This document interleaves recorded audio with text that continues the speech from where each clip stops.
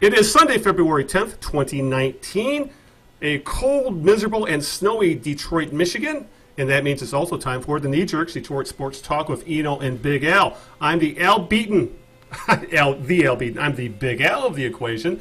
My name is Al Beaton. I'm a longtime Detroit-based podcaster and blogger. Joining me, as always, is the man who knows a lot of things about a lot of things. He's also a Renaissance man and also a world traveler, as I've just found out. And that would be Greg Eno of numerous places on the web where he will tell you where to find his stuff. Greg, welcome back. It's been a couple weeks, and there's a lot to talk about. Big Al, thanks for the introduction. It is, these 2 weeks go by so fast sometimes, and it seems like we were just here chatting, complaining, and sniping each other. Yeah, but here we are again. I am Greg Eno from Out of Bounds WordPress blog. You can check me out there. Follow me on Twitter at Greg Eno. Follow the Knee Jerks on Twitter at the Knee Jerks. On our Facebook page is /jerks. Big night for us. We have a couple of guests on the show tonight. One is a good friend of ours who's been on the Knee Jerks numerous times. Another gentleman who's making his debut on the Knee Jerks, Bob Page, our good friend, calling in from Florida, and Eli Zaret, a very well-known name in Detroit broadcasting circles, is joining us as well. Why? Because we're going to be talking about a podcast that the two of them are teaming up with, along with a third compatriot, Denny McClain. I think you've heard of him. They'll be doing a show. It's called No Filter Sports. We'll be talking about that, why it came about, why we need another podcast of all things, and why, Al, you and I were doing this back before it was sexy. 10 years ago, we started doing this program in 2009 before anybody knew what the hell podcasting was. But we'll be talking to those guys about why they're doing the show, what's going on, what the game plan is. There's some big doings with the planning of this endeavor, and I'm eager to talk to these guys about that. We'll do that in a few minutes. We're going to be we had a full agenda of other items that Al's got cooked up as far as the Detroit sports scene goes. We'll be getting to that. But before we do any of that, Al, why don't you tell folks how they can find the podcast? As usual, we are available in the usual places. Of course, we are on iTunes. Just search the Knee Jerks, Eno and Big Al. We're on Stitcher Radio, which is honestly, in my case, it's my go-to app for all things podcasting. It's available on the Apple App Store. It's available in the Google Play Store. You can use it out of your computer browser. You can pretty much use it anywhere that you have a computer or a smartphone. Just go to Stitcher.com. Obviously, again, you can get the apps in the various app stores and look for the Knee Jerks, Eno and Big Al. We're also on YouTube. Just use the keyword the Knee Jerks, and you can find us there as well, where you can see our ugly mugs, or maybe they're not so ugly, just aging. How's that? And of course, you can find us if you go straight to our podcast webpage. We also have the kneejerks.us, which is our blog, and we also have the kneejerks.net, which is a place where you can directly download the podcast if you want to get the MP3 the old school way. All right, with that, Greg, let's keep the show moving. What's next? Well, before we get to Bob and Eli, let's play a game we like to call Whose Birthday Is It, Maestro? Everybody knows how we play this game by now. I'll give Al a clue or two or three of an individual whose birthday it is today in the world of sports. If Al can correctly guess that person within the first two clues, this time he will win a case of Chuckles. Remember Chuckles, Al? Vaguely. Oh, are those little square candies? Yeah, and I always used to pull out the black ones because I hated licorice. I just you know what's funny? There's a hardware store in Traverse City we go to all the time. We can get them there. Just Really? Yeah. You know, it's the oddest place to be able to find Chuckles, but in a hardware store in Traverse City. So, anyway, fire away. I'm curious who we talk about this week. Chuckles are up for grabs here. If you can correctly guess this, the identity of this person. This person now made his name in the world of baseball. Mm-hmm. He was born in this state in 1963. He's 56 years old today. He played strictly in the National League, I will tell you that. I will tell you that he played in the outfield. And I will tell you that he was a world champion with a team on the East Coast. And I will tell you that he has also made a little bit of news after his playing career, but not in a good way. Oh, okay. God, I think I know that one. Yeah, I think so. It's his nickname is Nails, right? If I remember right, it's very good. Yeah, I can't. I know the name. It's on the tip of my tongue. I know the nickname. Bob, please tell him, because I know we're talking about the same guy. For goodness sakes, what the hell's wrong with you? It's Lenny Dykstra. Lenny Dykstra, yes. Let me tell you something else. Nobody ate black Chuckles. Nobody did. You took them out of the pack, and the only ones that were really great were the cherry chuckles, man. Those were out of sight, but nobody ever ate black chuckle. So Bob gets the chuckles this week, so... Thanks, Bob. I could not think that I could picture him. I picture him with that big chaw in the side of his cheek, and I remember he played for the Mets. I believe he played for the Phillies. I just could not remember Dykstra. But thank you for Bob being here. So he gets the chuckles, and with that, Greg, they're already chomping at the bit to talk, as you can hear people. So Greg, introduce our guest, and let's get going here. Bob Page, as I said, has been on the Knee Jerks really ever since the inception of this program back in the summer of 2009. In fact, I think Bob might have been our second ever guest, if I'm not mistaken. He doesn't remember that. Of course, he doesn't remember anything that happened yesterday. But 10 years ago, at he my was age, of course not, and neither will you when you get to be my age. Well, yeah. So anyway, Bob's been with us, and we appreciate his presence. And then I was delighted to find out that he's part of a three-headed monster, this new podcast called No Filter Sports with Eli Zaret and Denny McClain. And Eli's with us tonight as well on the line. And gentlemen, thanks for being here. And I guess my first question, Eli, since this is kind of your brainchild, is why do we need another sports podcast?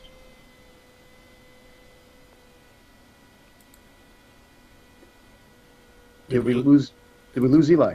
Or did I offend him with that question? I was sitting thinking, Eli there. Maybe I just can't hear Eli on my end. Yeah, says he's here, but I'll try calling back. Well, there's a reason they call you guys. There's a reason they call you guys the knee jerks. You're jerks. You already pissed him off, and he hung up. All right, calling him back now. Go ahead. This is what anything, Greg. Amazed that we should do this live. Thank God we don't do it live anymore. Are you there, Eli? Eli. Yeah, you pissed him off. Yeah, it shows he's on the phone here, and we're not getting through to him. The only other explanation I have for you boys is that he's so cheap. There we go. How about now, gentlemen? Gentlemen, can you hear me now? Yes, we can hear you now. Okay, there you go. All right, go ahead. I had a little receiver here that I'd like to use. You heard me in the beginning. Yes. But we lost it there. So your question was... We'll just start. I'll just ask the question again. Al, Al can do some editing. Yeah, I can edit that part out. Go ahead and re-ask it. So, okay. Beat a silence and fire away. Yep. So, I guess the first question, Eli, is why do we need another podcast? Why do we need another podcast? Well, we don't need another bad podcast, but we could always use another good podcast. I figure we're going to come to the point in America where there's going to be 300 million podcasts. Each person's going to have their own, and most of them will have 2 or 3 listeners, and a very small percentage, maybe 5%, will have large listenership, because that's where media is going, and I figured why not accept the challenge. I got 2 incredible broadcasters, Bob Page, whose talents are well known, although he has been kind of absent for the last 15 years due to forces in the business, and some in his control, some not. I did a show with Denny McClain for 5 years, and very highly rated. And I just hear a lot of lousy podcasts out there and a lot of lousy radio. And the key to doing this is not just to do a podcast, but you got to promote it and get people to listen to it. So one of the things that motivated me to do this was I have become aligned with the #1 podcast in all of Michigan. And that is the Drew and Mike Show that gets 60,000 downloads per day. So you can have a great product, but if nobody knows about it, it's a waste. You can have a mediocre product, and if everybody knows about it, you can make some money at it and have some fun with it. I knew we would have fun, but the only way to sustain it is to make money at it. You guys have done 10 years now, and do it because you love it. That's great. Bob and I did broadcasting for decades because we loved it. And I decided after I left traditional media that I wouldn't do anything for free. Everybody wants you to do something for free. And so I think we have a chance to really grow the listenership. And you can't pick 3 guys, with all due respect to you 2 characters, but you can't find 3 guys that have seen more games, talked to more athletes, have been around the block, have strong opinions, know sports, than the 3 of us. So why wouldn't you do a podcast? Because the technology allows it now. As I said on our first podcast, there is no traditional media outlet that would hire us. nor is there any traditional media outlet that we'd like to work for, because that's what's happened to local radio and TV. So one door closes, another one opens, and in this day of on-demand media and the advent of where everybody's got a smartphone now in the last 3 or 4 years, podcasting has exploded. Like anything else, the good ones will rise to the top, and the bad ones will sit at the bottom. That's the nature of America, isn't it? 1 or 2 or 3% of people do well, and the others struggle. Unfortunately, that's just the way it is. So I'm very optimistic that with good promotion, we're going to rely on Drew and Mike as part of it. We're going to also buy promotion, just like, on Facebook you can boost your posts and get more people to know. And I think that when enough people sample this show and spread it around and share it, we can do pretty well. So I think that answers your question. You know what, Eli? I listened to the first 2 episodes, and I concur that to me, it was very entertaining. Of course, it's not just because I know Bob and I appreciate all the work that he did, and of course all the work you did in Detroit, but the blend of personalities that the three of you have, and the fact that the thing I like about it too is that you kind of keep, meaning you, Eli, you let Bob and Denny be Bob and Denny, and you kind of keep your job is to kind of keep the conversation kind of steered on the right path, and you're introducing the topics, but you're not you're not suppressing what those guys are, and so I listened to it on the way home a couple times from work, and it really made the drive home a lot nicer. And it sounds like you're genuinely having a lot of fun doing it, forgetting the money making aspect of it as well. I mean, how much fun is it? I mean, besides the business end of it, how much just plain flat out fun is it to sit down and do this thing? Well, I think it's fun to do it. It's fun to plan it. It's fun to develop a little business. It's fun to see if you can make something grow. So there's a lot there, and like I said, the fact that the digital age and the sharing economy and the gig economy and smartphones and downloads and on demand it has all come here to this point. And I think Bob, who's been off the air for a long time, has so much to offer. The guy watches every game, doesn't hold back any opinions, knows more about Detroit sports than 99% of people living in Detroit. You got Denny, who I've never laughed this hard with anybody that I've worked with as I have with him. And in fact, I'll be honest, and I mentioned this to Bob. Denny has a very sordid past. He's a 2-time felon. He's been to jail twice. He's made a lot of enemies.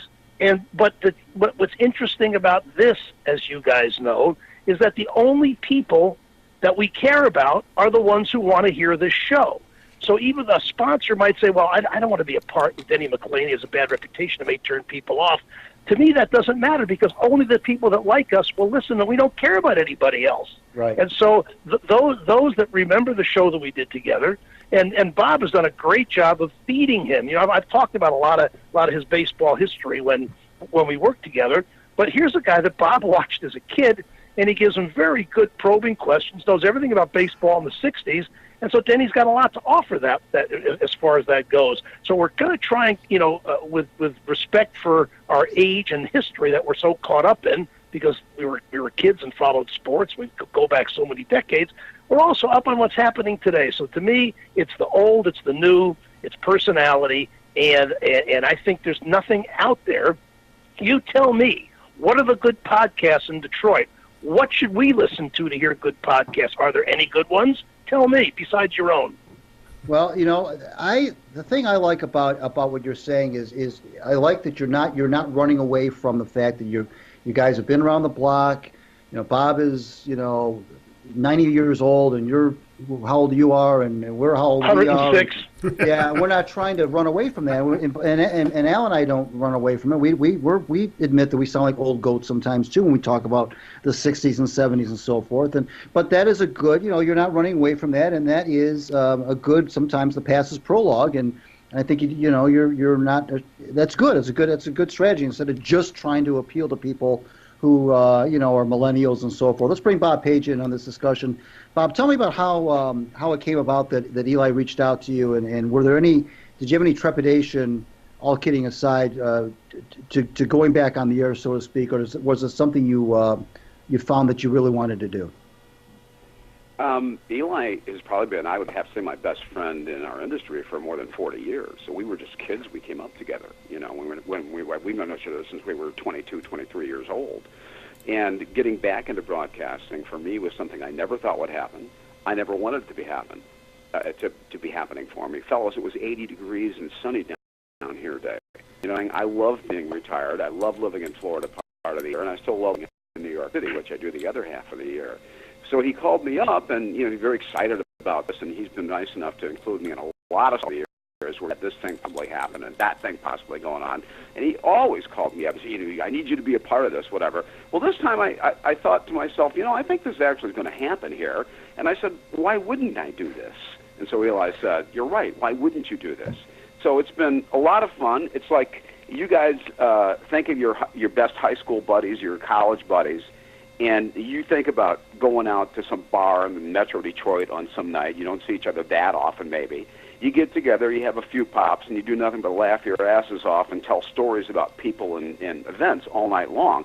That's what we do on this show twice a week. We just laugh our asses off and tell stories about people and events from a long time ago. And, Greg, you brought up the term personalities, and why do we need another podcast at this point? If you look at the quote-unquote personalities in television and radio broadcasting, 80% of them have no personality. If you don't believe me, turn on the television news in Detroit tomorrow night and watch all three stations. They don't have any personalities. And the people who do have personalities are unique in all the world. So the three of us have very strong personalities, unique in all the world. So, you know, I think that's going to make the show in and of itself a big success. It's going great so far. We're getting terrific, you know, reviews and comments from people.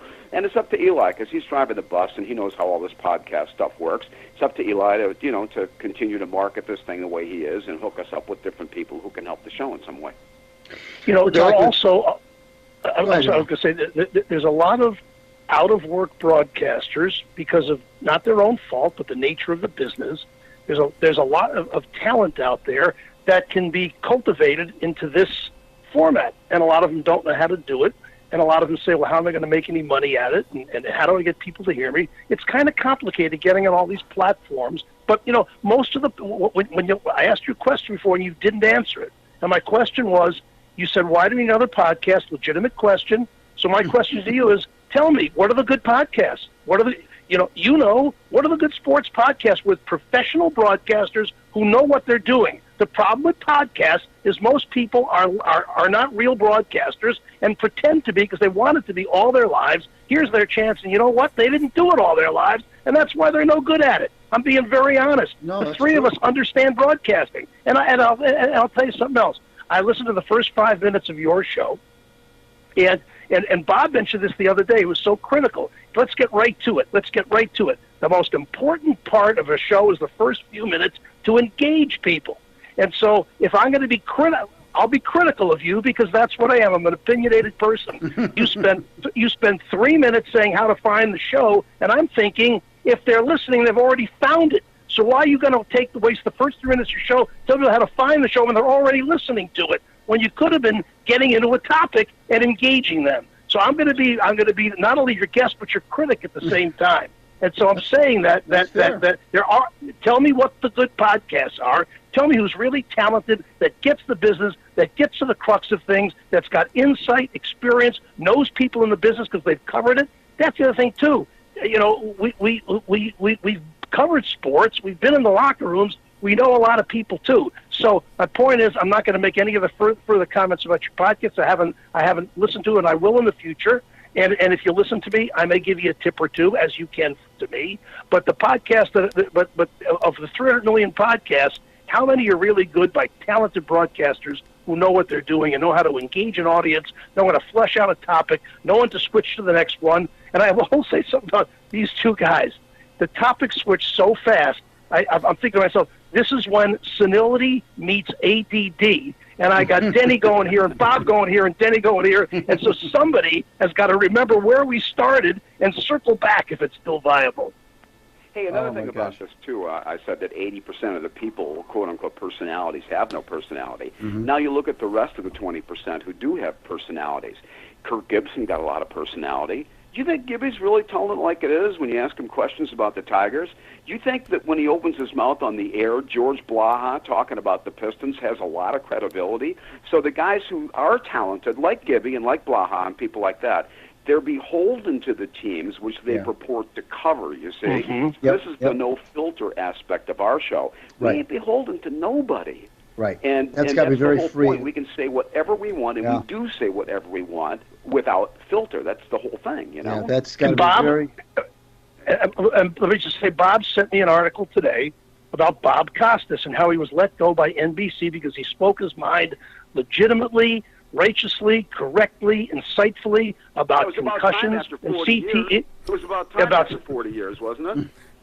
Well, give him credit, okay? He saw something that needed to be said it, and basically got fired for it. So that's the point about no filter. Yeah. Yep. You know, there was a major change in Ernie Harwell's personality after Bo and Tom Monahan got control of the Tigers, and Bo incredibly fired Ernie. Of course, they had to put their tails between their proverbial legs, and they had to hire Ernie back, which they did. But after that, you know, anytime Ernie Harwell was on the banquet circuit around the state of Michigan or Northwest Ohio or Southwest Ontario, he'd tell it like it is. Ernie, the Tigers going to be any good this year? Well, I don't think so. You know, stuff he never would have said. So you get to the point in your career where a guy like Bob Costas, who's brilliant and just a tremendous talent, I mean, he just basically had to toe the line for NBC Sports all those years. Mm-hmm. Now he's 60-something. He's got all the money in the world, and he wakes up one day and says, "This is wrong. I've had enough of being this person doing this." And what happens? He gets him fired. And then I look at another guy in Detroit who just lost his job, to get back to another aspect of what Eli was just saying. Look at Mario Impemba. Now, you can say what you want about Mario, but he's a professional broadcaster and he's talented. And there are not very many Major League Baseball television jobs out there. My guess is he ain't going to get one by the start of the season. Right. So what can he do? Be what a lot of the rest of us are doing. How come Mario Impemba can't have a podcast? A lot of Tiger fans would listen to what he has to say about the Tigers, especially if he were honest about the Tigers. So yeah, it's a whole new thing that's opened up out there. Bob, you're right. Except I don't think a guy like Mario, who I like personally, Mario is not able to do that. Mario couldn't do that. Might not be. Well, I'd be very, very surprised, because if you spent your entire life biting your tongue and making sure that when the Tiger outfielder gets hit right in the noggin with the ball, and you say, "Hey, misjudged it a little bit," when you're making excuses for everything. I know, but essentially that's what Ernie Harwell and Bob Costas did until it got to the point in their lives when they got older, and unfortunately they were rocked and bounced around a little bit. They said, enough of this. I mean, enough of this. I want to finally speak my mind. So I've never met Mario Impemba in my life. I don't know him at all. Maybe he doesn't have it in him, or maybe at some point he's going to get frustrated and say, enough of this. I want to tell the truth. I don't know. I can't picture that happening. I really can't. I don't know. By the way, the best line from the Ernie Harwell firing was when Bo Schembechler said to me privately, "If I was 10 years older, he was 10 years younger, I'd have beat the shit out of Ernie Harwell." I don't know why he hated anyway, him. Sorry about that. I really don't know why he hated him so much. I don't understand. Because he exposed him. He said, "Bo fired me," and Bo was angry. Oh, you mean after Bo fired him? So Ernie yes, just shut up and roll over and take it, huh? Right. He said, "If I was..." Ernie called a press conference and the whole 9 yards. Right. We're talking with Eli Zaret and Bob Page on the Knee Jerks. I'm Greg Eno from WordPress Out of Bounds blog and the Winged Wheeler, my hockey blog, and of course Big Al's here. Let's bring Big Al in. What you got for these guys? Yeah, Eli, I just wanted to kind of touch base with your career, because obviously, we're both Greg and I are both very familiar with it. And you were telling us about you were enjoying the actually not being beholden to big corporate or teams or anything like that. Obviously, you worked on Tigers broadcast and on Pistons broadcast for a very long time. Were there times where you wanted to talk about things or report things that was given essentially the kibosh by your higher ups? That's a very good question. Well, the only guy that really tried to, you have to have your own filter. This is why I call this no filter. And when I worked for the Pistons, that was really kind of a PR job. And I would say things that were factually correct. I'll give you an example. They traded, or Ben Wallace left to go to the Bulls, and Scott Skiles told him that not to wear a headband, that nobody could wear headbands. And so I said factually at a Piston broadcast, said Ben Wallace openly defied his coach Scott Skiles by wearing a headband. It was a fact. Blaha got furious.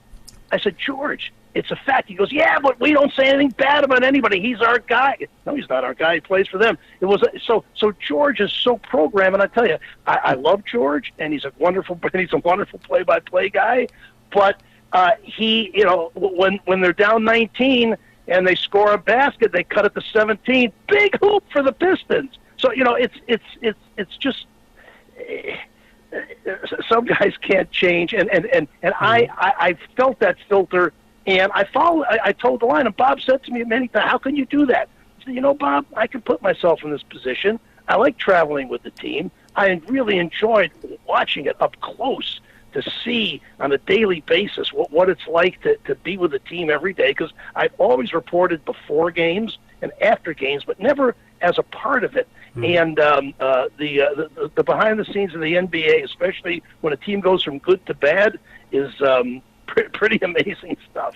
But to answer your question, yes, I have had to be careful at times. I covered that. I was the Tiger guy for years. I worked for the Pistons, and there have been times when I let it fly, and times when I have to bite my tongue, for sure.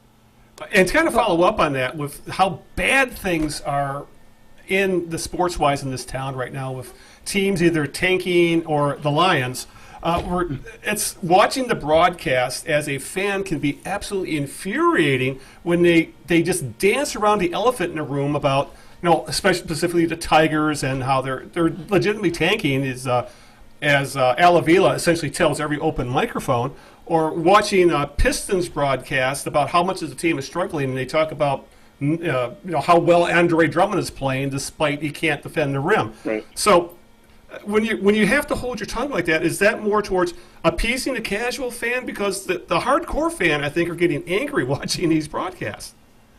Well, I don't know about that. That's a good point. My thing with the Pistons was, because Joe Dumars was the general manager, and my boss, the guy that I work with, Pete Scoret, said, every time you say something, think, what would Joe think about that? Joe was okay with honesty, and I could be honest as long as I didn't take cheap shots. So I forget what the question was, but I think the fans like it. I think the fans expect it. The fans are homers too, and they want to hear the good stuff about their team, and they want to believe that the other guys are awful and our guys can beat them. I'll tell you what, but I think one of the secrets to my success all those years is I recognize that, but the fans are also pissed when you have an incompetent idiot running a franchise such as Billy Ford or Russ Thomas. Fans are pissed. And they're tired of hearing guys go on the air and say, hey, the future looks bright for the Lions next year. They don't want to hear that. They're pissed. And so that's where I come in, because I merely reflect the anger and, in some cases, the disgust that these fans feel over what's really going on with their teams. And there just isn't enough of that, in broadcasting at least. In the newspapers, that's a whole different thing. You're talking about print media here, but... Yeah, Bob, I want to talk about your mentor, or who you've identified to me as, and on this program as being one of your mentors. And that's Al Ackerman, the likes of which we will probably never see again. Why do you suppose that Al was able to get away with what he got away with, and why won't we see anybody like him ever again? Because I don't think we will. That's an excellent question. I would liken this to Leonard Goldenson, the longtime chairman of the board of ABC, and the noted attorney, NYU graduate out of Eastern Parkway, Brooklyn, New York, Howard Cohen. His name changed, of course, to Howard Cosell. You have to have a rabbi, and the rabbi has to say the kid stays in the picture. The only reason I survived in New York on television all the years I did is because I had a boss who said the kid stayed in the picture. Al Ackerman, when he was at Channel 7, had Jim Osborne, who ran that station.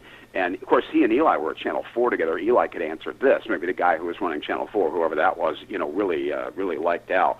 But you have to have somebody who understands what you do. And the secret to Al's success was partly the secret to my success and definitely the secret to Cosell's success. There are a lot of people out there who hate us. They hate us, but they watch anyway. Mm-hmm. And that's what it's all about, And don't forget, 30 years ago, when Al was on, you separated editorial from news. So when Al let the opinions fly, he would put that little lower third font with his signature saying "Commentary Al Ackerman," which was now it's become all commentary, and that you have to separate. There's talk radio, where people would take sides and get really nasty and ugly and never show up at games. And then you've got, the other side, like the play-by-play guys, who are there every day with the general manager looking at them, and they got to be careful what they say. So it's become very, very polarized, where you're either sucking up to it or you're just ripping it to shreds, which is what talk radio does. Now let me answer the second part of your question. Why won't there ever be another Al Ackerman?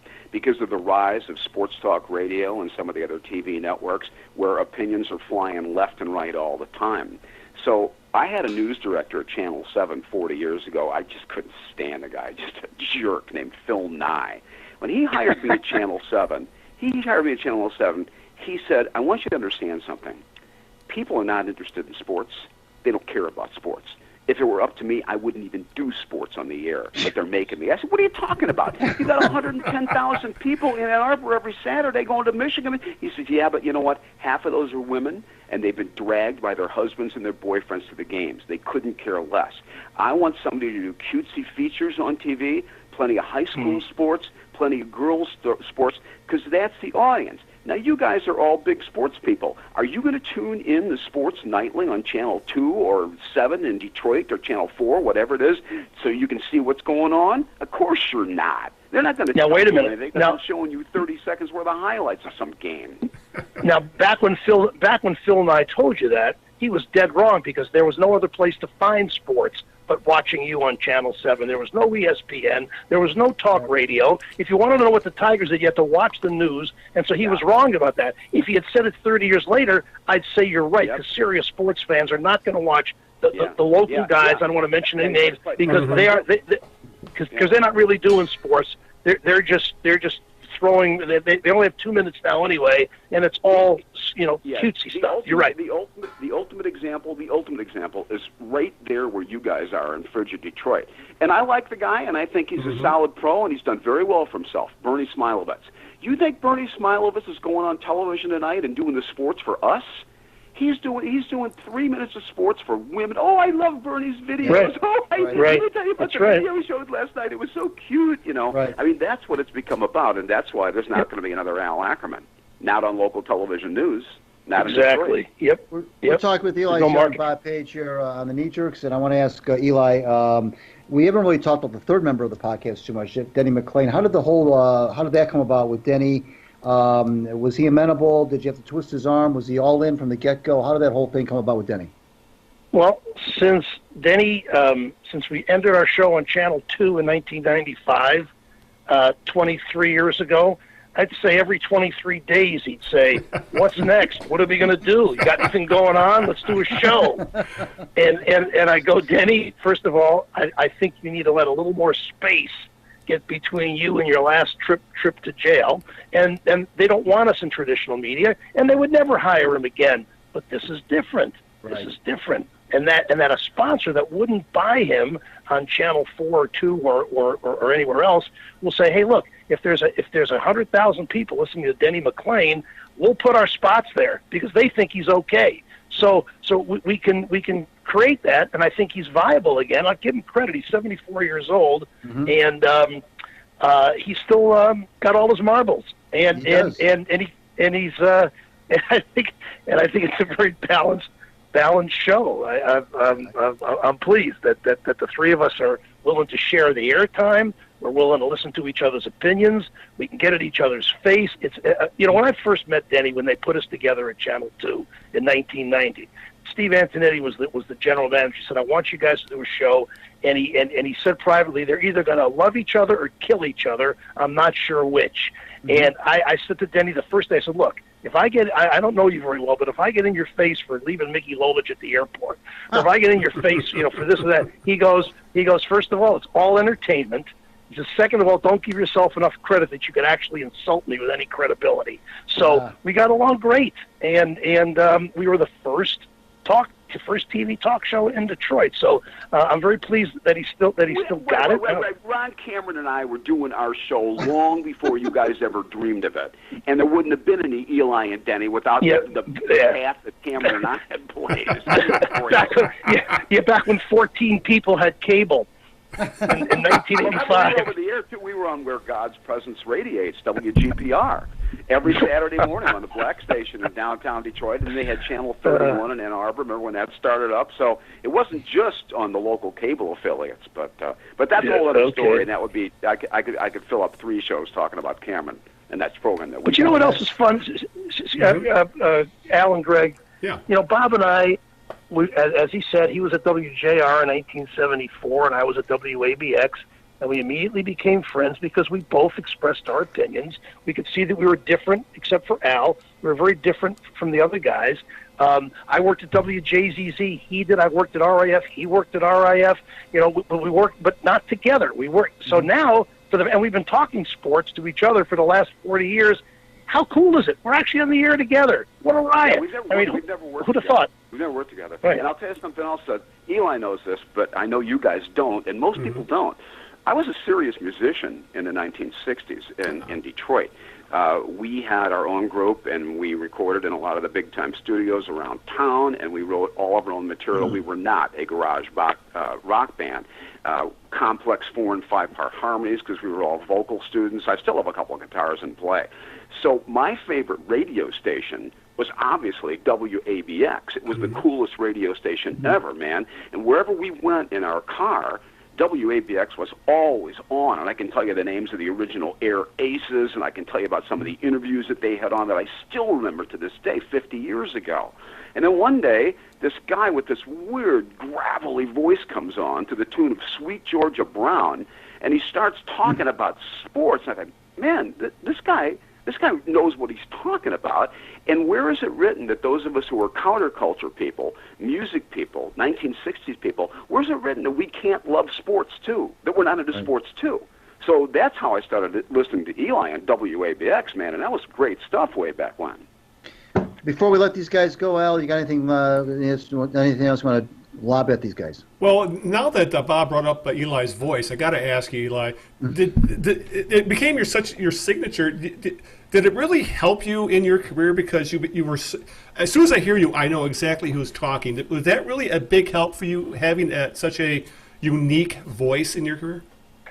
I think it was an asset.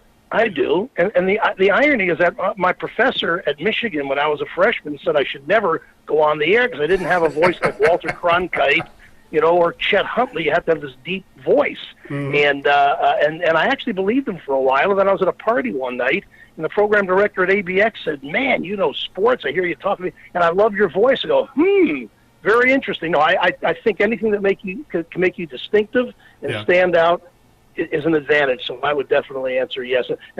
Mike Duffy of the Free Press wrote an article about me in 1982, and at the top of it, he quoted my mother, and he said, "Mrs. Zaret, how did Eli's voice get that way?" And her answer was, "What way?" To my mother, my voice is not unusual at all. Only a mother would say that. I do want to ask one more thing before I let you go. Eli was really the first, as a term he's used himself, hippy-dippy sportscaster. Yeah. And how cool was that? Because when my band, when we were practicing, every time we got a break, man, I'm running upstairs to put a TV on so I can watch the NHL game of the week, Peter Puck, on Sunday afternoons. You know what I'm saying? So it was really kind of symbiotic, the whole music and sports thing, among many of us. I want to ask. And guys, go ahead. I just want to say I got very, very lucky because it was kind of underground radio. Yes. Because you needed an FM converter in your car to hear it. And so FM had very few commercials. It was kind of, underground radio in a way. And then in 1977, something magical happened. The Big Three made FM radio standard equipment in cars, and overnight, the business changed. I was the only FM sportscaster. RIF now hired me because suddenly everybody's listening. We're the baby boomers. Album-oriented rock begins, so you got all kinds of great music going on. And I was there. And through RIF in 1979, I had the first syndicated FM radio show, so I was lucky. And then in '78, they created videotape where you could actually. It wasn't film at 11 anymore. You could have video at 6 o'clock, and so there was an explosion in TV news too. And I was very lucky to be on the cusp of both of those changes, those technological changes. There was a guy named Milt Hopwood. I worked with his son Jeff, real nice guy, who was a reporter at Channel 6 in Lansing, when and where I broke in. Milt Hopwood was the Pistons announcer back in the 1960s, and they couldn't get the games on any reasonable station, so they said, well, let's just throw it on this FM radio station, WABX. The Pistons games were broadcast on WABX before they went to rock and roll, free music, format. And you'd have a Pistons game on, and like the basketball would be bouncing. Some guard would have the ball, he's dribbling, 5 feet or 10 feet away from Milt Hopwood's microphone. My God, it was unbelievable! Stereo basketball. I wanted to ask this question. I know you don't. I know, on the podcast, you don't just limit yourself to Detroit sports. But taking that aside, just in general, guys, is the ground more fertile when teams are all bad like they are in Detroit right now, or is it more fertile when teams are all good like we've seen in the past? There have been times where at least 3 of the 4 teams have been very, very good. Or does it make for better fodder, I guess is my question, when you've got such lousy situations as you have right now? I say definitely not, because when teams are bad, fans are apathetic. Nobody's going. There's no excitement. And when they're going well, there's always good stories. Listen, we don't have to be tearing people down all the time. Right. We can tell good stories too. So no, I totally. If the teams are doing well, there's greater interest. Sports matter more, because let's face it, it really doesn't matter at all. It's just entertainment, and it doesn't put bread on anybody's table except for the athletes. And so when there's greater interest, there's it benefits everybody in the business. I do not agree with Eli on this, and I think it's much better when teams are bad. And here's why: because if you turn on sportscasts on television, virtually everybody's a Pollyanna. Virtually everybody sounds like Jimmy Brandstatter on a University of Michigan football game, or anybody you know who all these guys are. We don't have to name them, okay? So if the teams are going good, we're saying good things too. That means it all comes out as one positive Pollyanna glowing voice. When the teams are bad, the Jimmy Brandstatters of the world are going to continue to do their thing, their positive thing, and the very few of us who are willing to criticize teams are going to go on the air, and that sets us apart. It's not as though when the teams are bad, fans are apathetic. They may be apathetic in terms of not actually going to the games. They're pissed. They're pissed. And they want to hear somebody. Can you imagine being an FL's fan all these years? People are pissed about the Lions. They're pissed. And they want to finally, instead of the nice guy from Channel 2 who's been doing the exhibition games for years, whatever his name is, on Fox in Detroit, you want to hear him tell you how things are looking up for the Lions and things are going to be good, because you're pissed. You're furious with the Lions, and you want to hear somebody who's going to tell it like it is. That's my philosophy about it, anyway. 2 diametric opinions. I like that. Well, I'm not saying that there isn't a great element of truth to what he says, but you take a team like the Pistons right now, where there is no interest at all, and once you say they suck, what else can you say? They suck today, they suck tomorrow, and they're going to still suck next week. So you at least there's an ebb and flow. But yeah, for sure, if you are the voice of reason and you are the voice of sanity and you are willing to say what you think, you definitely have a more unique stage, let's put it that way, when the team is doing badly. So the podcast is called No Filter Sports, and it's available, I'm guessing, Eli, where you can find all podcasts, correct? Yeah, right now it's No Filter Sports. If you Google it, it's actually No Filter Sports Podcast. So we have a bunch of names to find it, and we're going to consolidate pretty soon. But it's on all the platforms. And if you write No Filter Sports, you'll find it. Awesome. And you record how often? Twice a week for an hour each time. Okay, good stuff. So take a listen. I enjoyed it myself. I was very entertained. It helps that when I go back years with all three of these guys that are on the air. I mean, I can relate to all their careers, but it was, if you just plopped me down and had me listen, I didn't know who they were, I still would have been entertained. So good job, guys. Keep up the good work, and thanks for doing the show tonight. Appreciate it. Thanks for having me. Pleasure. Appreciate it, guys. Okay, thank you. Thank you, guys. Good night, everybody. Bye-bye. Eli, Zaret, and Bob Page. That was at one point we lost control of the program, Al. I'm not sure when it was. I think when we asked my first question, I think it was when we lost control of the program. But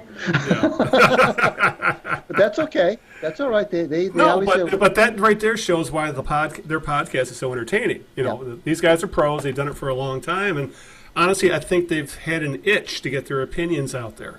You know, because obviously, as Eli said, corporate media has no use for them anymore. I've been after Bob to at least do some blogging over the years, and he's been resistant to doing that. Because I said, don't you still want some sort of a platform? Because one of the things he's mentioned to you and I on this program is that he has missed not having a platform. Right. He misses having a platform, and I have been after him. Not constantly, but every so often. Why don't you blog? Why don't you do something? And no, and there's so many. His answer is always, well, there's so many blogs out there, and how are they going to pay attention to my? And so why don't you at least write a book? Oh no, there's so many books out there. From his years in New York alone, that would have to be a fascinating memoir. So I'm glad to see that he finally took somebody up on, and took somebody like Eli, who, like he said, has been his best friend for 40 years. And finally took somebody like Eli to get him to finally take that leap, and obviously when you listen to the podcast, you'll realize, just as you listen to this program for the last 25-30 minutes, that Bob and Eli have a lot to say still, and that we kind of got a mini version of the podcast just now. Yeah, that's kind of the way it goes. Sans Denny, but anyway, so good. I'm glad to have had that discussion, and a critique from Eli as well as how we are as podcasters, and he's right. So we'll probably make a couple changes that he suggested. So, all right, with that, Greg, we have actually that was more like about 45 minutes, so we're kind of on our time crunch now. That's okay. Because we had a couple blowhards on the podcast. Enjoyable. No, I really did enjoy it because, as you said, I remembered listening to these guys on FM radio when I was in high school, which shows how old I am. So, but with that, there was a fair amount of news. I wouldn't say fair amount because. Well, do you want to do question two? No, we already got it. Bob got it because I couldn't remember Dykstra's name. That's so, right. But he gets the remember that he gets the chuckles. So, but realistically, it's been kind of a down period since we last talked, Greg. Once we moaned about all four teams. Tigers are on the verge of going to training camp. I believe pitchers and catchers report this week. The Lions are an absolute dead period right now between the Super Bowl and the draft. Combine's probably in a month or so, but whatever. They're not going to make any news at all. And the Red Wings, actually, the next time we talk, Greg, will be the day before the NHL draft. NHL draft, I should say, the NHL trade deadline. So I think we'll have a lot more to talk about them in our next podcast because there'll be a lot more. Hell, there might even be a trade or two done by that point. So this past week or so, the Detroit Pistons dominated sports. Dominated the papers, dominated the internet, dominated sports talk radio. What they were going to do with the trade deadline. What Ed Stefanski, I'm not a GM, I'm a senior advisor. Ed Stefanski was going to do. With the trade deadline, which happened a few days ago in the NBA. And it was interesting that there was, in this town, Greg, there seems to be this chasm. One side you have, they're only a game or two out of the 8th seed. They need to go to try and make the playoffs. They can't sell out and tank and try, lose for Zion. And then there's this other side of the chasm where you have essentially led by a few specific sports talk show hosts who insist that if you're not going to win a championship, Well, you should just blow it all the hell up and get rid of everything and then suck for 5 to 10 years, and then maybe you'll be able to build a championship contender. Well, Ed Stefanski, he did make a couple moves this past week, Greg, but as he put it, he made trades around the edges because he realized that the Pistons really owned several untradeable, toxic contracts that he cannot unload unless he adds a young player or a first-round draft pick. So he had 2 players who were on expiring deals or weren't going to come back for whatever reason, specifically Reggie Bullock, who was going to be a free agent, and Stanley Johnson, who was not going to get a qualifying offer from the Pistons from his rookie contract because, honestly, his best year was his rookie year, and he's regressed ever since. So Stefanski unloaded both players. He sent Bullock to the Lakers for a second-round pick and a swingman, a shooting guard, small forward, Sivi Mahulik or whatever. He's a second-round draft pick from the Lakers, and he's one of those guys. He's a project. Who knows if he'll ever make anything of himself as an NBA player, but he's cheap, and that's exactly what the Pistons want right now. So they needed financial flexibility. He's cheap. And the other trade was obviously they sent Stanley Johnson as part of a 3-way deal with the Pelicans and the Bucks. Johnson ended up in New Orleans, while the Pistons ended up with Greg Thon Maker. I believe he's 6'10", 6'11". He's a stretch 4'5". He's a 3-point shooting big man. He had fallen out of the Bucks rotation. Both of these were players who I think the team's saying they need to change the scenery. Maybe the change of scenery will help them out. So the Pistons ended up with Thon Maker. And the big deal, again, of this trade, Greg, was that ultimately put the Pistons under $2 million, gave them a $2 million plus cushion under the luxury tax, which Tom Gore said he was willing to spend above if there was a player who moved the needle. As Ed Stefanski said in press conferences, none of the players that he could have traded for moved the needle. So the Pistons pretty much are writing what they have. Obviously, they did sign another 3-point shooting swingman who took a buyout. We'll talk about him in a second. But it was refreshing, Greg, that Stefanski admitted, I can't make any big deals with the contracts I have right now. We have to wait to the offseason when these contracts become expiring, and then we might be able to make some moves. So at least he was honest about it, in that we'd like to make the playoffs. We're not going to blow it up because we have an all-NBA player in Blake Griffin, but we do know changes needed to be made. So I kind of fall on the spot. No, if they make the playoffs, great, but you can't blow it up with Blake Griffin. So where do you fall on this whole spectrum of blowing it up or trying to make the playoffs, and if Stefanski did the right thing at the trade deadline? Well, they're not, Al. They just don't. And Stefanski said it. We don't have a lot of flexibility. We can't go out and really literally make they a lot had of no flexibility. Yeah, we really can't go out and make the kind of moves that we'd like to make. I mean, we'd love to bring in another star player to complement Blake. I know they were talking about Mike Conley yes, for a while, and he makes more than Blake Griffin, amazingly enough, and he's older. Yeah, I mean, Blake's not getting any Blake's not getting any younger, and so forth. It's going to take them another year or two before they climb out from underneath all the salary cap hell that Stan Van Gundy put them in, and it's they're forced to make these kinds of like Stefanski said, these I'm not sure the term was you use, perimeter moves or out. Yeah, trades around the edges, around the edges of the roster, around the edges, and how much they improved the team, I don't know. I mean, Pistons have traded so many guys and let so many guys go that have gone on to bigger, better things. I understand the frustration fans have with Stanley Johnson and how he just never seemed to really realize his potential. But you can say that about several other players who didn't realize their potential in Detroit, but went on and seemed to kind of at least play better elsewhere or be more specifically productive Chris elsewhere. Middleton and Stanley Dinwiddie and Spencer Dinwiddie. Spencer Dinwiddie, yes. Yeah, and now and Bullock, who supposedly I thought was supposed to be their best 3-point shooter.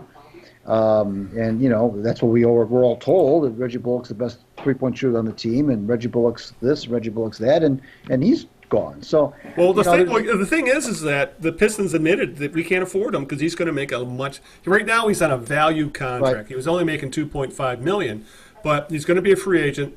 He is a legit 3-point shooting threat, and there's talk he's going to make pushing $10 million on his next deal. And with the Pistons salary cap restraints, can you justify paying that kind of money to essentially a role player. And Stefanski said no.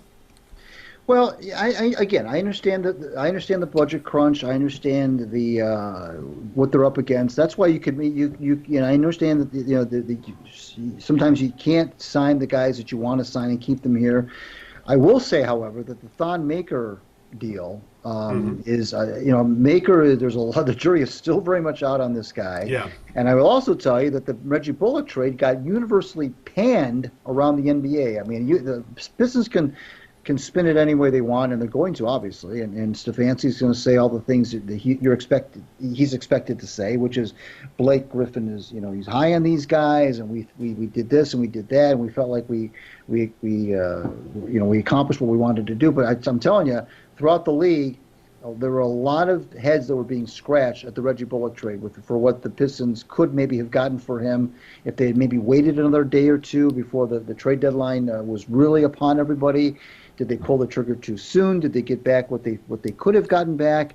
If you Google that trade, the NBA circles are giving that trade D and E and F. I mean, that was not a widely. And it seemed like a lot of it was, why were the Pistons sellers when they're a game out of the playoffs? I think that's where a lot of the head scratching came from. And I guess, as we mentioned earlier, it depends on what side of this chasm you fall on. Do you think they can make the playoffs or you don't? And in some ways, it was the Pistons saying, well, we're not sure we can make the playoffs, but by signing Wayne Ellenson, who was the guy they picked off the buyout heap, essentially is a poor man's Reggie Bullock, was kind of their way of saying, well, we're going to get rid of him, but we're going to replace him with a similar style player. And apparently Ellenson, who was part of a deal that sent him from Miami to Phoenix, and the only reason he was included in the deal was to make salaries match as part of a bigger trade, and the only reason he agreed to go was that he requested to be released by the Suns for this trade to go down. So essentially, Ellington is a 10-year vet, averages 10 points a game, shoots 38% from the field. So essentially, he's an older Reggie Bullock who's a rental for the rest of this year. So I think that was Stefanski's way of saying, well, we got rid of one three-point shooter. We'll pick up another one since we were not going to keep either of them. Let's get the cheaper guy. I really, as you said, it really comes down to the money crunch. And Stefanski's trying to juggle the salary cap to the point where they're not going to go over that damn luxury tax threshold. Well, let's talk about something you just touched on a few minutes ago when you said that fans were the people who panned the Bullock trade were why are the Pistons sellers and when they're a game out of the playoffs and so forth. But here's the situation, Al. I mean, we all know that if the Pistons do make the playoffs, and they probably will make it with a less than 500 record, because that's the way the teams make the playoffs every year in the East, is with a less than 500 record. It happens every year. Does anybody really think that they're going to win any more than one and at the outside 2 games in their playoff series with whoever they play? They're going to probably play Toronto or Milwaukee or a team of that nature. Yeah. Does anybody really think that the Pistons slide in with a 39-43 record, that they're going to make any sort of headway at all? They're probably going to. Yeah, right. And in Detroit, no one thinks they would. You're right. They have not won a playoff game. Forget a series. They haven't won a playoff game since 2008. A playoff game. Their last 2 appearances in the playoffs were sweeps 09 and 16. Were both sweeps. So they haven't even won a game in 11 years. Does anybody really think that making the playoffs? So that's why they're in between a rock and a hard place. Because on the one hand, you want making the playoffs. There's a certain, you can say we made the playoffs, and it's certain distinction to that. But does anybody really think that you can make the playoffs in the NBA as an 8 seed or 7 seed and make some noise? You can't do that in the NBA. You're right. Maybe, it doesn't happen because maybe in the NHL you can do that. You can get a hot goaltender. You can you get a couple of lucky 8 seeds do win in the NHL. 8 seeds don't win playoff series in the NBA. I think it's only happened once. I believe the Nuggets. Like a decade. I think it was a best of 5 too. I think it was a best of 5. I think it was the Nuggets that pulled it off. We were talking like 15 years ago. More than that. Way more than that. Yeah. So it's 8 seed. Yeah, essentially making the playoffs as an 8 seed or even a 7 or a 6 seed in the NBA playoffs. Essentially, you've become fodder for a higher seed, and you're going to be on national TV for a couple weeks. That's essentially what it gets you. Being in the middle, Al, being in the middle of any league, I mean, in that, literally in the middle, not in the elite, not in the bottom, very, very bottom, is a horrible place to be.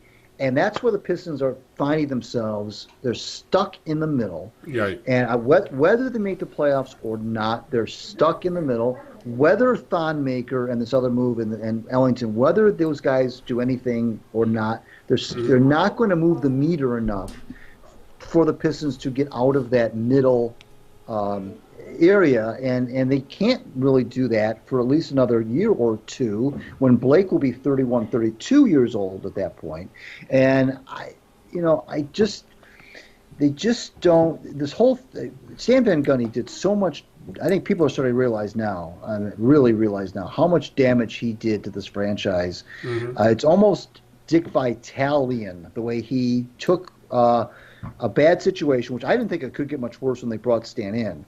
Right. And he made it worse. He managed to, despite the playoff appearance in 16, he managed to he literally, I think, left the Pistons in worse shape than when he got them.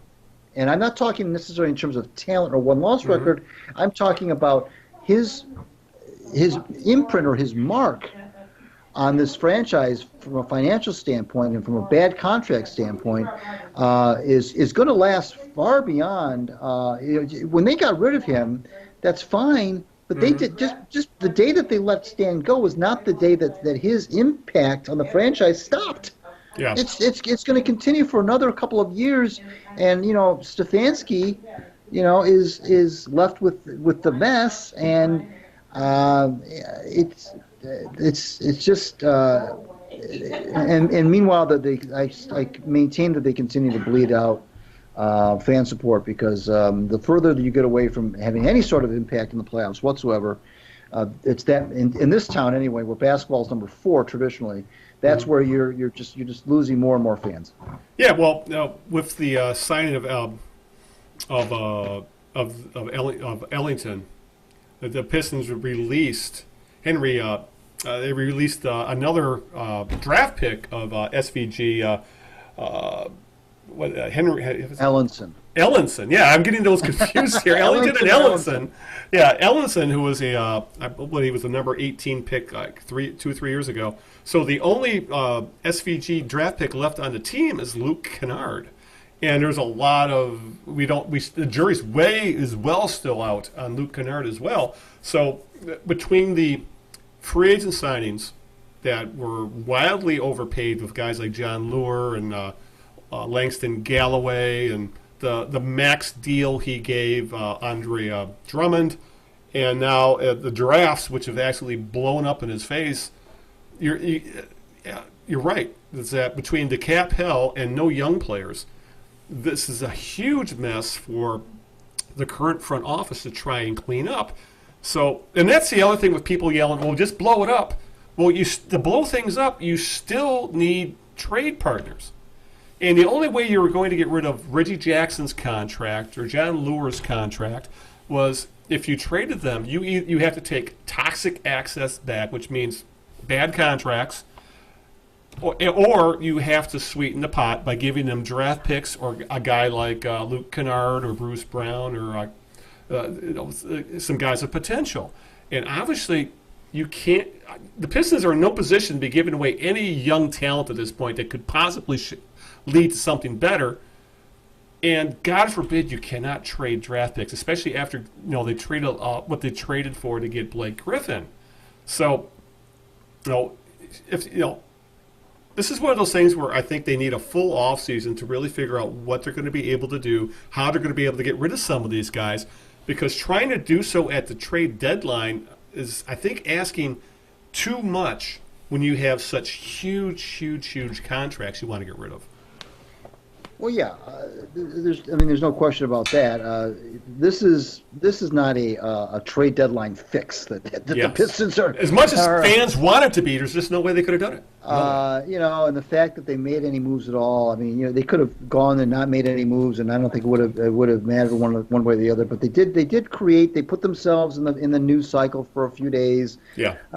They kind of went front and center because there was really nothing else going on. The Red Wings are just kind of, playing out the string, and the Tigers haven't reported yet, and the Lion season is over. So there really wasn't much to compete against. So everybody is fixated on this trade deadline. You're right. Yeah, so there really wasn't much else going on, frankly. So the Pistons had their day in the sun for a few days, and we're talking about it now and so forth. But the bottom line is that when it come April, this team will either be just outside of the playoffs or barely in, and in either respect, their season will be over before the month of April is over with. Yeah, that's to put it bluntly, and we probably won't be talking very much about them until that point because the team is what it is. Even though they're on a small 3-game winning streak at this point, they're still, as you said, they're still hovering on the bad side of not making the playoffs. And not even Blake, as much as Blake Griffin can put this team on his shoulders and carry them places, he's not good enough to the point where he's LeBron. LeBron James could take this team into playoffs and maybe win a playoff series. Blake Griffin, as good as he is, he can't. So, right. That's essentially where we stand right now. When you have essentially a second-tier superstar surrounded by a bunch of bad contracts and role players, this is where you end up. And as we said, there's not much you can do to the offseason. So, with that, Greg, how about we move on to a little football?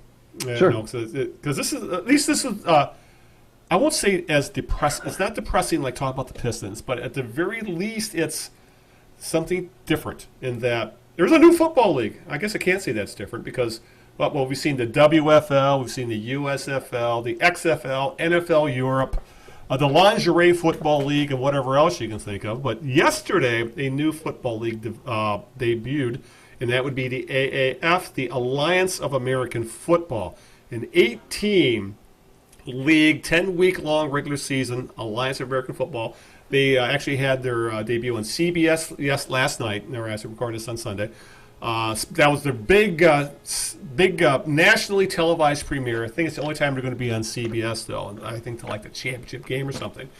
And they actually drew higher ratings than the NBA game on ABC. They beat the Rockets Thunder 2.1 to 2.0. Not a huge deal, but still, it's kind of shows you, Greg, just how much of a football nation this country is, and that two marquee teams like the Rockets and Thunder, nationally televised, were outrated by San Diego and San Antonio, full of both having rosters full of never gonna be's, never were's, or essentially practice squad level talent on the field. Yet people watched. Obviously, a lot of it was curiosity, but at the very least, I think we'll have to wait and see if people continue to watch, especially after the games move to the NFL Network. Actually, there's an NFL Network game on right now, and the CBS Sports Network, which I can't even get on my cable network. So,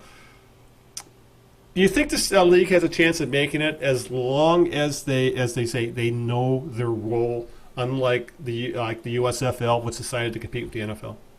I know what you're saying about this being a football nation. Yeah, football crazy nation. It seems like the NFL doesn't. You and I have chronicled this for a long time. They do a marvelous job of keeping themselves in the news. Not always for good, of course. Not always for good, but they always keep themselves, There's no off season in the NFL anymore. It really isn't. They do a really good job. I'm not sure if it's by design or not, but they do a really good job of between the OTAs and the draft and the mini camps and of course the training camps and the Hall of Fame stuff and so forth. They do a really good job of there's always seems to be something else to talk about with the NFL that's new. And again, it's not always good because they make a lot of off-the-field news, too, which is not necessarily good. But they don't get the feeling that they necessarily care if the news is good or bad. All publicity, good or bad, it's publicity. Yes. Right. But Al, when you look back at the history of football, professional football, that's not been the NFL, starting with the World Football League in the mid '70s and on. The proof says that there really hasn't been, and I'm not gonna. You can, if you want to count the Arena League in there, you can. I don't think, because I really think that was such a bastardized version of the real game. I count that as a totally set. I count that the same way that you count indoor soccer to real soccer. Yeah. But so if you look at Pro Football Al, you look at the different attempts that there have been to introduce new leagues. Since the NFL-AFL merger in 1970, there have not been any successful ones. They just haven't. I mean, the World Football League fell on its face in the mid-70s. That lasted like a season and a half. USFL, like two or three seasons maybe. Right. They played a lot of the games in May and June. Then you had the World League of American Football. You had the XFL, Vince McMahon's vehicle, and none of them really. You can't say that any of them were a success. I mean, because they're all gone, number one, and number two, they didn't last for very long when they were around. So on the one hand, I know what you're saying about, boy, we're just infatuated with football in this country, but the history does not bear that out in the sense that there's a hunger. I think there's a hunger for NFL news and to talk about the NFL a lot, and fans want to talk about their team a lot, and they want to talk about the draft, and they want to have these mock drafts all year long. They want to talk about the next year's draft almost as soon as the previous year's draft is over with. But I don't know that there's a hunger for another league, and we'll see now. Now I don't know what the goal of this new alliance is. I appreciate where they're going with, trying to do some maybe gimmicky things, but that's what the World Football League did. They had something called the Action Point. Back in the day, they tried the players would wear different colored pants to designate what positions they played. Remember the XFL? They had to recover a fumble instead of a kickoff. I mean, they've all tried their little gimmicks, which is just not sustainable. It's fun. It's the Sky Judge thing you were talking about in the show notes. Open mic audio. Well, let's talk about a couple of these things real quick. I'll just say this. I know you didn't watch the game. I had it on in the background. I was paying attention to it for the most part. I'll do other things. A couple things to me stood out. One, I didn't miss kickoffs at all. No, they don't have kickoffs and they don't have extra points. No, you're always going for two. So I really didn't miss the kicking game all that much, realistically, because when nobody got rid of, especially if you get rid of kickoffs, it got rid of the TVs, team scores, commercial, kickoff, commercial, and then you see the team on offense. It got rid of that whole scenario, for one thing. And then with the open audio, when it came to trying on booth review calls, NFL needs that desperately, rather than having us twiddle our thumbs or go to the commercial. And you can actually figure out, okay, why did they make the decision that we don't agree with? Maybe we would agree with that decision if we heard them doing the explanation, whether going back and forth between the guy in the booth and the referee. Stuff like that, I think the NFL should look at. But some of the other stuff was, I'll say this. There's not enough quarterbacks for the NFL. To see the quarterback play I saw last night, that might be one of the death knells of an alternative league, is that there's just not enough good skill position players, specifically quarterbacks, to play entertaining football. I think that might be their big trouble. That might be the death knell. That's a good point, because the NFL, of course, has 32 teams. They don't have enough. Generally speaking, roughly 3 quarterbacks per team. So you got almost 100 quarterbacks, professional quarterbacks right now. Yep. Only of those 100, about 10 are really, really, really good. And the others are just, and then you got another maybe 10 or 20 that are okay. Okay. And then you've got a bunch of them that they're not playing for a reason. Yeah. So that's a good point. That's an excellent point, by the way. It's the same kind of scenario. And I guess that really what you've done is you've kind of, well, there's a couple things that you said. Number one, ironically, all the things you were talking about that you think the NFL should adopt, the audio during booth reviews, for example, and they'll let you said you didn't miss the kicking game. I didn't miss the kicking game. Okay, fine. But those are things that the NFL, even though the NFL has done some legislation with the kickoffs, those aren't going to happen. The NFL is not going to have the guts to air they're not going to do it. They're not going to have the guts to air live the commentary or the conversations between the on-field officials and the booth people. They're not going to do it. So you can scrap that. And they're probably not going to get rid of, not going to adopt some of these other things that you think are so cool. But the bottom line is that I get what you've touched on is the reason that these other leagues have not succeeded is the quality of play. Yeah. Now, the WHA was able to make it for at least hang on for 6 or 7 years until they could merge with the NHL because they had a lot of former NHL stars who were in that league and who brought credibility to that league. And the AFL had good, they had good football. They split and they played a different brand of football as well. They were much more wide open than the NFL was. Exactly, and they had a 2-point conversion. They split in the first 4 Super Bowls before the merger. The AFL won 2 and the NFL won 2. Right. So So they were able to survive. The AFL, I think, made it through 10 seasons before the merger. These other leagues that we're talking about bled out because of fan support. But why wasn't there fan support? And I think you've touched on it when you talked about the quarterback play and the skill position play.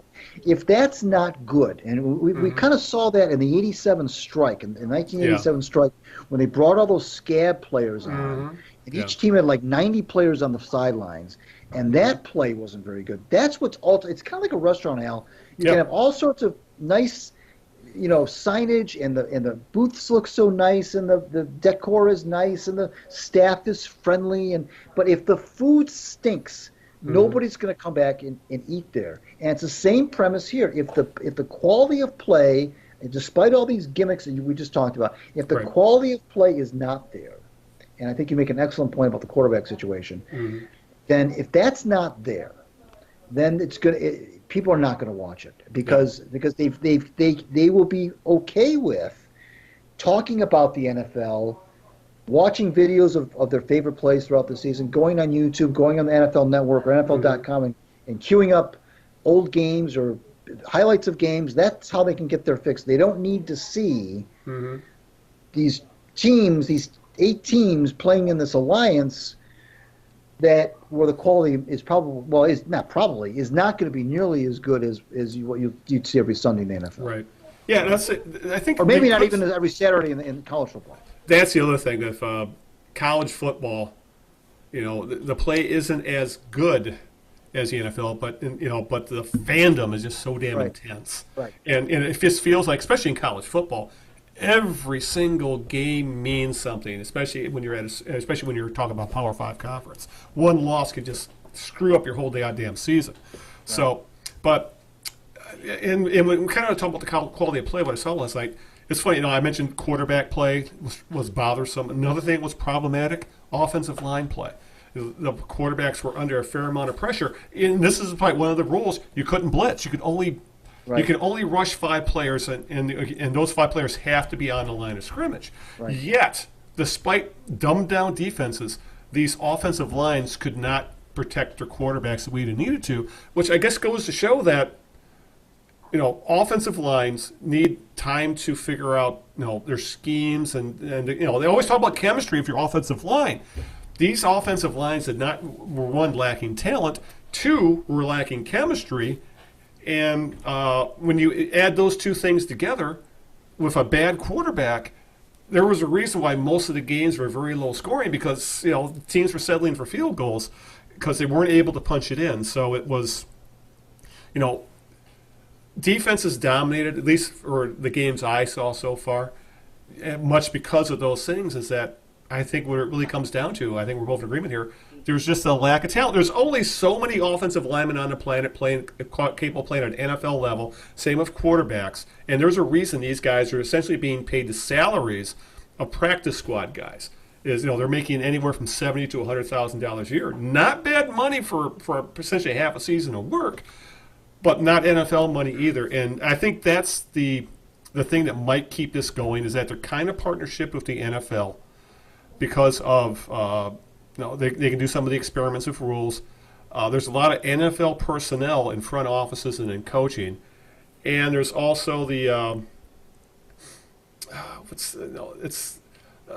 that they're not going to compete for players. They're not going to pay NFL salaries to. And like, for example, that's what did in the USFL is that they wanted to. They were a spring league like this one was or wants to be, but they decided to compete with the NFL, specifically Donald Trump with the New Jersey Generals, and they moved to fall, wanted to sign the same players, and the whole goddamn league blew up. As long as they stay in their lane, new today's parlance, and realize they are a niche league, they are a minor league. League, and that they don't compete with the juggernaut that's the NFL, they have a chance of surviving. They have to survive in complement to the NFL, not in competition to the NFL. Well, I don't know what is going to happen with the end this. game. I'm not sure what they're right. I'm not sure what the reasoning was behind even, because it takes a lot of money to do this. I'd say I'll give you one reason. TV needs content. TV networks, the one thing that keep people watching a television network is live events. And this is especially Saturday night. Very few people watch TV on Saturday nights anymore. And they needed something that's relatively inexpensive. As you said, it's relatively expensive to get a league going, but if they can keep it going for a few years, it really becomes, and they get some TV money in, they get it from CBS or whoever else might want to pick up these games. That would be enough to keep them going for a while. And as long as these networks have a little bit of content they can throw out there, that's real for them. That's probably not that expensive to produce because they already have all the equipment because they use it every damn Sunday during the fall and winter. Yeah. That's why this league exists. TV chews up content, and this is easy content for them. Well, I can see why from that perspective, I agree with you. Yeah. But I just don't know what the AAF's what they hope to accomplish. Do they have what's their business plan? What do they hope to be? Do they help? I mean, what is their? Is this going to be a feeder system to the NFL? I think that's their hope. I really do. I think that's their hope. So it's hard now because it's hard if you're a fan of one of these towns that has a team. How do you get any sort of engagement or any sort of emotional tie to these players, to these brand new? Nobody knows who the hell these people are. Yeah, most of the stadiums had like 20,000 people in them. They're half full. So we'll see, like I said, if see if it has any staying power. If we revisit this in like 6-8 weeks and see what TV ratings and asses in the seats look like, then we'll have a better idea. You know what though, and you again, so we were talking about the AFL a little while ago, and you said rightly so. You were accurate when you said that the AFL played a brand of football, and they did. They had a lot of mad bombers, threw the ball left and right. It was practically the Canadian League. You may as well only had 3 downs in the AFL. It was so much passing and so much scoring, and that's what I think that's what kept that league afloat. Was the NFL at the time was this very conservative 3 yards in a rounded dust, 3 yards in a pile of dust. All wanted to be the Green Bay Packers. Running the Green Bay Packers sweep and an off tackle play and a trap, and you only threw the ball on 3rd down, and they were very conservative and very risk averse. And so the AFL came along. So for any league that wants to establish themselves, these defensive, you mentioned defensive battles, or the offensive are so bad or whatever, that's not going to cut it. These fans, they would rather, if they start to see scores like 46-41, 52-48, like almost like arena league scores, or for that matter, college football, like the Big 12 games are like that. If that's what you're into, if fans are into the chucking the ball all over the place, and frankly, maybe they should have considered only 3 downs. Instead of 4, and maybe really take really take that step. And if they really wanted to kind of make fans at least kind of take a peek. Oh, what's this AAF? I keep seeing these scores in the 50s and the 40s. Yeah. The traditional football fan might kind of, dismiss that as being a joke, but there are a lot of fans that might like that. And if they really wanted to take this, really wanted to be bold with this, they should have considered a 3-down scenario where, you're not going to have a 4th down. You have to make 10 yards in 3 downs. Now, you could say the trick to that, of course, the trap there is that you may have a lot of punts because if teams can't make 10 yards in 2 downs, then now you kind of created a scenario where you're punting a lot, or teams are going to go for it a lot on 3rd down. But there's a lot of ways you could force feed offense, Al, force feed fireworks into football by the way that you devise the rules. To really, so I guess what I'm saying to you is, if they really wanted to, I think you have to really be bold. You have to. Some of those things you talked about, the camera and the sky judge. I'm talking about something that's going to affect the game every single down. Is what you need to do, and going to 3 downs would do it. And there's some other things you could do. You mentioned no blitzing, but there are other things that you can do, I think, if you really wanted to say this is a different brand of football, folks. This isn't just a poor man's, pro league. This is a different. If you want something different, then then we've got the brand of football for you. And I'm not talking about the Vince McMahon different. I'm talking about different, but still keeping the integrity of the game. And the one thing that comes to mind when you're talking about being different or trying something new or getting the fans excited, I remember, I know he's still around. I forgot the name of the coach. He's a high school coach, and he never punts, and he always onside kicks, and he wins. Because math shows if you go for it on 4th down, especially 4th and short, the odds are in your favor that you're going to convert. But coaches are so risk averse that if they make if one of these decisions blows up, they'll come back to bite them in the ass. Blah blah blah. Yeah, you want to change the game? Get rid of punting. Make them go for it on 4th down. Yeah. And that would force more creative offenses. And then again, it would also maybe open up offenses because they would have another down to play with. As you said, you do one of 2 things: you go to 3 downs, or you get rid of punts. I think something like that, which I would think force feed the game more offense, I think people would watch. But maybe that's just me. Yeah, no, I mean it's food for thought, that's for sure. Okay, we got food for thought, and we got a little bit of time, and we're talking about boring football. I didn't watch the game because I was up north snowmobiling. Thank God I wasn't. Yeah. The Super Bowl. It was, from all accounts, we had it on the radio. Only because we had people up there with us who had squares on the game, because they were gambling on it, including Linda, my girlfriend.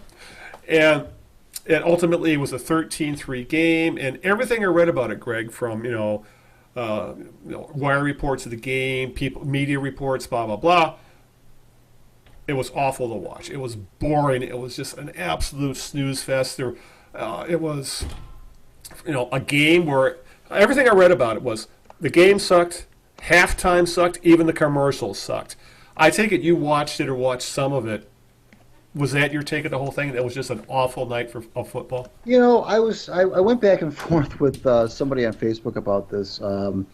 And I had posted something about it being at the end of the first half. I posted that was probably one of the worst halves of a Super Bowl I've ever seen. Wasn't the first half 3-0 at the end? And somebody said, "Well, I liked it because it was good, hard nosed football." And they're trying to convince themselves they liked it. And I love the defense. And I said, "Well, hey, if that's what you like, if you like that, if you come from that perspective that you love the defense aspect of it, but my thing is that I don't know if it's sometimes I don't with football. It's kind of hard to tell sometimes, Al, if it's really good defense or really bad offense. Yeah. And Goff was he exposed? That's kind of strong because I think he's a good quarterback. Yeah. But I think that I think what it showed, Al, is that once again Bill Belichick schemes defensively anyway, especially better than any coach, maybe in the history of the NFL. Yeah. The way he's able to take away a team's strengths, if you will. Everybody would, I thought this was going to be a high-scoring game. The Rams came in with all this offensive juggernaut. Gurley being hurt didn't help, but and they just completely made Goff and the entire Rams offense look sick the entire game. And so if you're a fan of that, if you like the idea of a really good defense, taking away a really good offense and making them look silly, well, then that was the game for you. Yeah. But for most, I think for most people, the game ended up being like in the background because there was just one. Even people who didn't know much about football. I talked to the next day at work. Even the people who didn't really know much about football commented about all the punting. I can't believe all the punting I saw. And these are people that are casual fans. Yeah. I can't believe all the punting I saw. I said, well, that's the way it was. And no, it was not. I mean, the only thing I could say, Al, that was good about that game was that the outcome was not determined until the very end of the game, which is really what it boils down to. The only thing that would have made that even more insufferable is if it was a total blowout. But the fact that it came down to, the Rams were still alive. Toward the end, and then but they made a goofy choice, I thought, when they actually failed to accept the penalty against the Patriots. I understand that they didn't want to give them another down, but what they did was by declining the penalty, they let the Patriots get into field goal range, and they kicked the field goal, which essentially put that game on ice. Yeah. And so I thought that was weird. I mean, I think there was still time if they had accepted the penalty and put them back, I think around midfield, and tried to stop them that way. They could have gotten the ball back with only needing a touchdown to tie the game. But of course, the Patriots, they declined the penalty. Yeah. And the Patriots were that much closer to the goal line, and they kicked a field goal. They went up by 10. I thought that was strange. Yeah. Well, and I guess to sum up the Super Bowl, I there's always a Simpsons quote for everything, and the one that comes to mind is Homer Simpson saying, "Boy, did that game suck! They were the suckiest bunch of sucks that ever sucked." And from all accounts, that's what the game was. It was the suckiest bunch of suck to ever sucked. And with that, I think we about run the gamut. We've touched on everything we wanted to touch on, and we got lectured by Bob. Bob Page and Eli Zaret, and we've knocked out everything we had about Detroit sports this week. So I think it's time for the jerk of the week. Who is your jerk? Boy, who is my jerk? I was thinking about this for a little while. Then I was debating. I think my jerk of the week, Al, is the fans who well, here's what not really the fans. That's a misnomer. Mm-hmm. It's the environment in which the Super Bowl relies on entertainment, and the fact that the halftime show becomes such a big thing with people, almost more so than the game itself. Yeah, it becomes political. Levine performed. I think that kept and our were like protesting, and it was just the fact that it has been that portion of the night, the halftime show, has become so political and so highly critiqued. Because that got panned too, by the way. The game got panned, and so did the halftime show. It almost becomes like, well, what do people want out of a halftime show? What are they expecting? I know that's a big deal for a lot of folks. Some people will only watch the halftime show. They don't really pay attention to the game. And I'm sure there are a lot of Super Bowl parties where everybody goes quiet while the halftime show is on, and everybody starts talking when the game goes back on. Yeah. But I'm uncomfortable with the whole notion of the halftime show becoming. I know commercials are, but to me that's harmless. That's within the course of the game. But this halftime show thing, Al, is and I don't know. So I don't really know who my jerk of the week is there. It just bothers me that the halftime show has become this, no pun intended, political football. Because I don't know why. I really don't know why. Let's just make it the NFL and call it a day. There's your jerk. But yeah, you're right. It's become, it's kind of like the Oscars can't find a host anymore because because of the backlash and just it's a no-win situation. The NFL halftime has become very similar. You're right. All right, I'm going to go to go back to our low-hanging fruit, our local media low-hanging fruit here when it comes to my jerk of the week. I'm going back to our favorite hack, Carlos Monarrez, who churned out 2 columns this week. Today's was, it's time for Lou Whitaker going to the Hall of Fame. Boy, that is a hot take. Oh, boy. Oh, my. Somebody needed. I think Carlos needed to feel some love. Don't you think? It had to be it. But there's other. They want to feel some love. Rip on the Lions. The fans love that. To say so. The rehash something that has been rehashed over and over and over, and that the fan base, and for that matter, most of baseball pundits now agree with. It's a waste of valuable newspaper space, if you ask me, to talk about that. Especially, there's no real reason to talk about it because the Hall of Fame vote has already happened. Harold Baines got in, God help us all, and it won't come up again until they have induction in July. So why write about it now? It's absolutely lame. And then the day before, there was I saw this. I opened up the Free Press app, and I see this headline that says she wants to play in the NFL. Don't bet against her. And I saw that. I go, why are they starting to put those goofy internet ads right in the middle of the damn Free Press website? No, it turned out to be a Monarrez column. It's like, oh my freaking God! It's like, and what little I read of it, because I couldn't bother to finish it, read like one of those stupid internet chum things you see at the end of articles where it said she kicks field goals. You wouldn't believe what happens next. It was one of those kind of stupid articles. So my jerk of the week is Carlos Monarrez for being Carlos Monarrez. The guy, he may know sports, but he is so out of his element in whatever it is the Free Press wants him to do that he just makes people. He makes me irrationally angry. So that's my jerk of the week. Well, it's funny about people like that, Al, because you're right. I don't know if it's with Monarrez, because he's compared, whether it's fair or not, to the late Drew Sharp. Right. Maybe it's that people look at him as, oh, you're just trying to fill that Drew Sharp, being very the contrarian, right? Contrarian, that's a good one. I don't know if this Monarrez thing is all his fault or if it's stuff that's foisted on him by his bosses at the Free Press or what. But you mentioned it. You said, the guy drives you crazy, and he drives a lot of people crazy. But isn't it about and Eli and Bob were talking about this earlier? Yeah. Isn't it about whether or not you watch or listen to a guy, or in this case, read a guy? Isn't that what it's all about? The problem is, if I see his byline, I won't click it. That is the difference. That is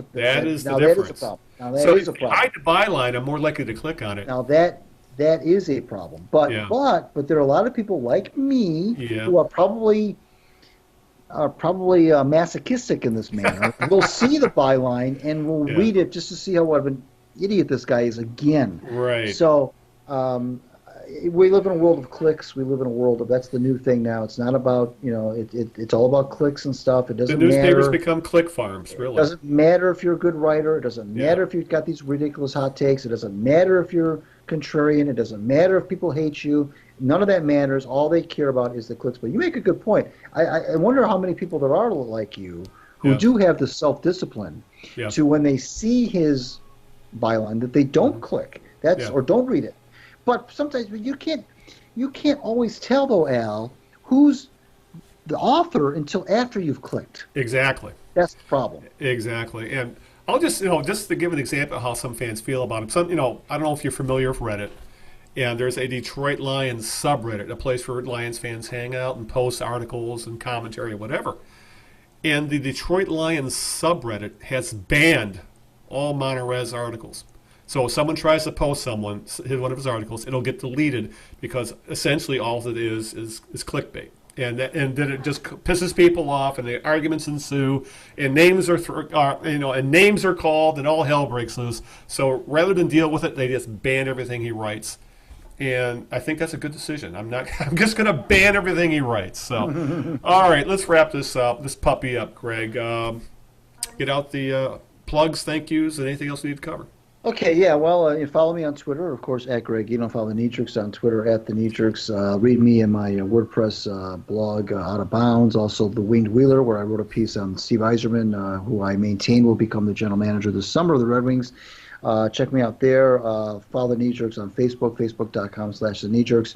We'll be back with you on February the 24th for another edition. Don't know if we'll have a guest or not. We'll keep you posted on social media. I want to thank my lovely wife, Sharon. And thank you, Big Al, for making Sunday night so gosh darn fun. Yeah, and of course, I got to give a big thank you to Eli Zaret and Bob Page for essentially taking over our show for about 40 minutes. And actually, it was damn entertaining, and I learned a lot, especially about old school big media, as both these guys ran around in some pretty competitive and interesting circles, to say the very least. Again, thank you, Greg, for spending some time on your weekend to talk sports with me. I sent a shout out to my girlfriend, Linda, who was busy saving lives in the ER tonight. And a shout out to the AAF for giving us about 15 minutes worth of material. Otherwise, I don't know what else we would have talked about. So with that, let's call it an evening, and we'll see you 2 weeks from now. So until that time, this is Big Al Beaton saying good evening, good night, and aloha. Ciao, Italy, everybody. We'll see you in 2 weeks. Good night.